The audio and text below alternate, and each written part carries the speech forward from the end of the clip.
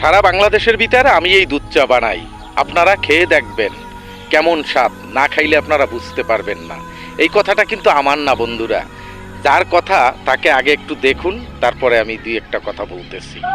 সারা বাংলাদেশের ভিতরে আমি দুধ চা বানাই, আপনারা খাই দেখবেন কিরকম স্বাদ, না খাইলে বুঝতে পারবেন না। এটা কয় লেয়ারের দুধ চা এটা? 2 লেয়ার। আপনার এই দোকান কয়টা থেকে খোলা থাকে, কয়টা পর্যন্ত? 5টার ভিতরে দোকানে আসি আর 9টা পর্যন্ত থাকে, কোনোদিন অফ থাকে না। আর অসুস্থ থাকলে অফ থাকবে। বোন, আপনাকে একটা কথাই বলবো, ঈশ্বর আপনাকে রূপ দিয়েছেন, যৌবন দিয়েছেন, সুন্দর চেহারা দিয়েছেন। হয়তোবা আজকে আপনি সেই পেটের দায়ে চায়ের দোকানে দোকানদারি করেন।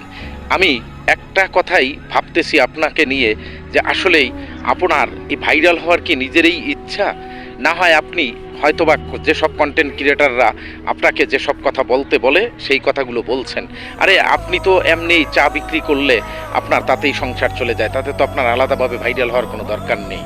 আপনার এই ভাইরাল হওয়ার পিছনের স্বপ্নটা আপনার কি আমি জানি না, হয়তোবা খরিদ্দারের মন জোগাতে, না হয় কন্টেন্ট ক্রিয়েটারদের মন জোগাতে আপনি এই কথাগুলো বলেন। আমি আপনাকে একটা কথাই বলতে চাই, আপনি শুধু এই সব বাদ দিয়ে আপনি ঘরের লক্ষ্মী ঘরে থাকেন এবং সুন্দরভাবে আপনি আপনার ব্যবসাটা চালিয়ে যান, চা বিক্রি করে যান। আপনার এই ভাইরাল হওয়ার কোনো দরকার নেই। আপনার সংসারে এমনিই সুখ থাকবে, আপনার এই ভাইরালের কোনো দরকার নেই। আপনি ভালো থাকুন, সুস্থ থাকুন, এটাই আমার প্রার্থনা।